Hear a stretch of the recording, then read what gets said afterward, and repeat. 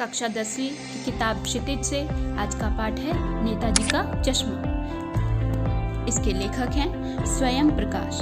इनका जन्म सन 1947 में मध्य प्रदेश के इंदौर में हुआ था और इन्हें साहित्य अकादमी पुरस्कार भी मिला है। उन्हें वसुधा नामक पत्रिका का संपादन कार्य भी किया है। चलिए आगे बढ़ते हैं।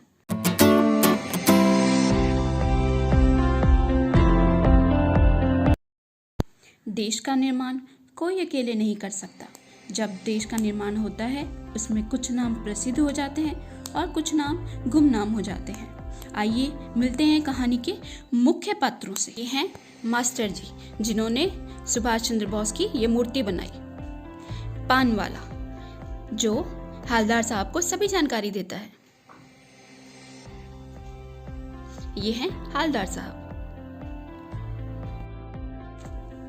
हालदार साहब को हर 15वें दिन कंपनी के काम के सिलसिले में उस कस्बे से गुजरना पड़ता था। कस्बा बहुत बड़ा नहीं था, जिसे पक्का मकान कहा जा सके वैसे कुछ ही मकान, और जिसे बाजार कहा जा सके वैसा एक ही बाजार था। कस्बे में एक लड़के लड़कियों का स्कूल, एक सीमेंट का छोटा सा कारखाना, 2 ओपन एयर सिनेमा घर और एक नगर पालिका भी थी। नगर पालिका थी तो कुछ न कुछ करती भी रहती थी। कभी कोई सड़क पक्की करवा दी, कभी कुछ पेशाब घर बनवा दिए, कभी कबूतरों की छतरी बनवा दी, तो कभी कवि सम्मेलन करवा दिया। इसी तरह एक बार इसी नगर पालिका के किसी उत्साही बोर्ड या प्रशासनिक अधिकारी ने शहर के मुख्य बाजार के मुख्य चौराहे पर नेताजी सुभाष चंद्र बोस की एक संगमरमर की प्रतिमा लगवा दी। ये कहानी उसी प्रतिमा के बारे में है, बल्कि उसके भी एक छोटे से हिस्से के बारे में।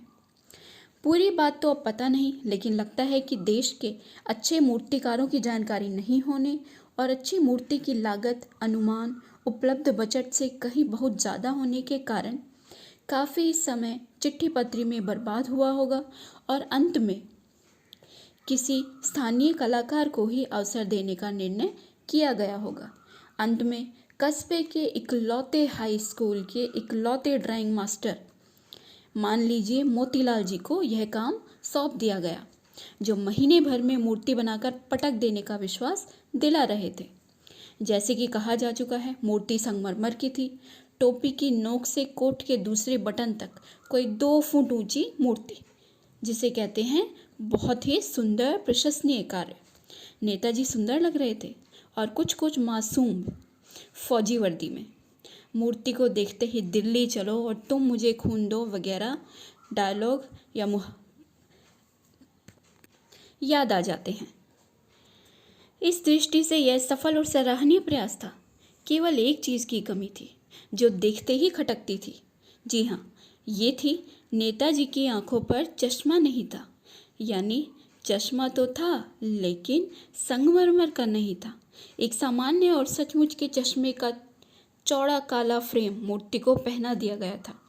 हालदार साहब जब पहली बार इस कस्बे से गुजरे और चौराहे पर पान खाने रुके, तभी उन्होंने इसे लक्षित कर लिया था। उनके चेहरे पर एक कौतुक भरी मुस्कान फैल गई थी।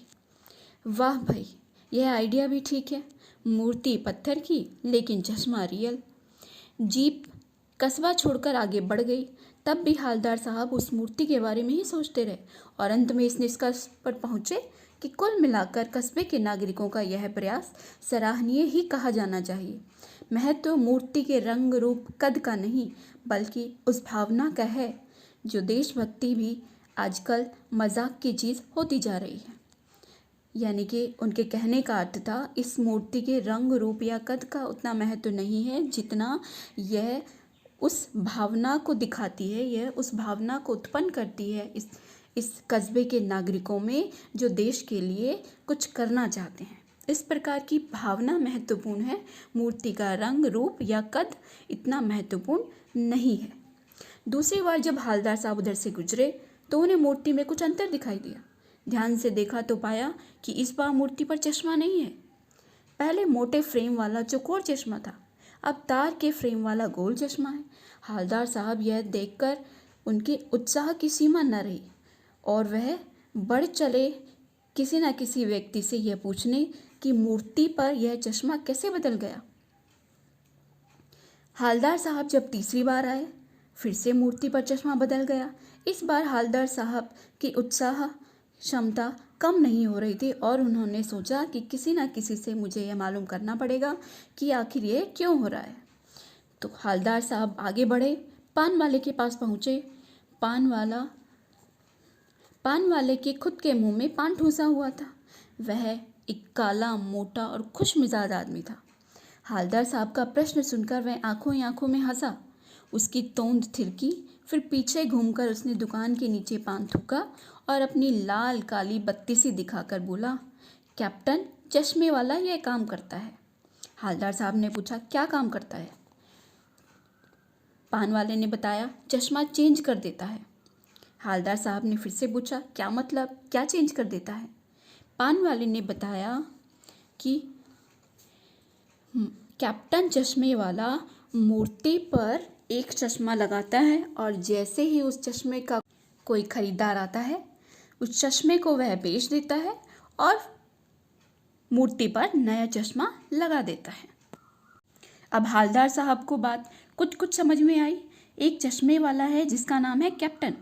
उसे नेताजी की बगैर चश्मे वाली मूर्ति बुरी लगती है, बल्कि वह इससे परेशान होता है, मानो चश्मे के बगैर नेताजी को असुविधा हो रही हो। इसलिए वह अपनी छोटी सी दुकान में उपलब्ध गिने चुने फ्रेमों में से एक नेताजी की मूर्ति पर फिट कर देता है। लेकिन जब कोई ग्राहक आता है, उसे वैसे ही फ्रेम की इच्छा होती है तो मूर्ति से चश्मा हटाकर कैप्टन उसे बेच देता है। हालदार साहब कहते हैं, लेकिन भाई एक बात अभी भी समझ में नहीं आई। पान वाला अब तक दूसरा पान मुंह में ठूस चुका था। दोपहर का समय था, दुकान पर भीड़ भाड़ अधिक नहीं थी। वह फिर आंखों ही आंखों में हंसा, उसकी तोंद थिरकी, कत्थे की डंडी फेंक पीछे मुड़कर उसने नीचे पीक थूकी और मुस्कुराता हुआ बोला, मास्टर साहब चश्मा बनाना भूल गए। पान वाले के लिए यह एक मज़ेदार बात थी, लेकिन हालदार साहब के लिए यह चकित और द्रवित करने वाली। यानी वह ठीक ही सोच रहे थे। मूर्ति के नीचे लिखा मूर्तिकार मास्टर मोतीलाल वाकई कस्बे का अध्यापक था। बेचारे ने महीने भर में मूर्ति बनाकर पटक देने का वादा कर दिया होगा और इसी कारण मूर्ति तो बन गई, लेकिन संगमरमर का चश्मा बनाना मुश्किल हो गया। हालदार साहब को यह सब कुछ बड़ा विचित्र लग रहा था। इन्हीं ख्यालों में खोए खोए पान के पैसे चुकाकर वह चल पड़े। फिर रुके, पीछे मुड़े, पान वाले के पास जाकर पूछा, क्या कैप्टन चश्मे वाला नेताजी का साथी है या आज़ाद हिंद फौज का कोई सिपाही? पान वाला नया पान खा रहा था। पान पकड़े अपने हाथ को मुंह से 1.5 इंच दूर रोककर उसने हालदार साहब को ध्यान से देखा, फिर अपनी लाल काली बत्ती से दिखाई, मुस्कुराकर बोला, नहीं साहब, वह तो एक लंगड़ा है, वह क्या फौज में जाएगा, वह तो पागल है, पागल। हालदार साहब को पान वाले द्वारा एक देशभक्त का इस तरह मजाक उड़ाना अच्छा नहीं लगा। मुड़कर देखा तो वह हैरान रह गए। चश्मे वाला एक बेहद बूढ़ा, मरियल सा लंगड़ा व्यक्ति था, जिसने सिर पर गांधी टोपी और आंखों पर काला चश्मा लगाया था और अपने एक हाथ में एक छोटी सी संदूकची और दूसरे हाथ में एक बांस पर टंगे बहुत से चश्मे लिए वह गली से निकल रहा था। हालदार साहब चक्कर में पड़ गए। पूछना चाहते थे, इसे कैप्टन क्यों कहते हैं, क्या यही इसका वास्तविक नाम है? लेकिन पान वाले ने बताने से साफ इनकार कर दिया। ड्राइवर भी बेचैन हो रहा था। हालदार साहब जाने को तैयार न थे। अपने सभी प्रश्नों का उत्तर वे लेना चाहते थे। 2 साल तक हालदार साहब अपने काम के सिलसिले में उस कस्बे से गुजरते रहे और नेताजी की मूर्ति पर बदलते हुए चश्मों का नज़ारा देखते रहे। कभी गोल तो कभी चौकोर, कभी लाल तो कभी काला। इस तरह मूर्ति पर चश्मे बदलते रहे। फिर एक बार ऐसा हुआ कि मूर्ति के चेहरे पर कोई कैसा भी चश्मा न था। इस बार हालदार साहब बहुत परेशान हो गए। उन्होंने सोचा कि आखिर क्यों मूर्ति पर कोई भी चश्मा नहीं है। इसी प्रश्न का उत्तर ढूंढते हुए वे कस्बे की ओर बढ़े और पान वाले के पास जाकर पूछा कि आखिर कैप्टन ने इस बार चश्मा क्यों नहीं लगाया। तब उन्हें उत्तर मिला, कैप्टन मर गया। और कुछ नहीं पूछ पाए हालदार साहब। कुछ पल चुपचाप खड़े रहे और पान के पैसे देकर चुपचाप जीप में जाकर बैठ गए। बार बार सोचते क्या होगा उस कौम का जो अपने देश की खातिर घर गृहस्थी, जवानी, जिंदगी सब कुछ होम देने वालों पर भी हंसती है। यानी अपने देश के नायकों पर, अपने देश के स्वतंत्रता सेनानियों पर हंसती है। उस देश या उस देश में रहने वाले नागरिकों का आखिर क्या भविष्य होगा। दुखी होकर वह अपने काम की ओर बढ़ चले। कस्बे से गुजरते हुए प्रतिमा के बारे में बार बार सोच रहे थे। आदत से मजबूर वह अगली बार जब कस्बे में पहुँचे, उन्होंने सोचा कि इस बार मैं मूर्ति की ओर ज़रा भी नहीं देखूंगा, लेकिन वे अपनी आदत से मजबूर थे।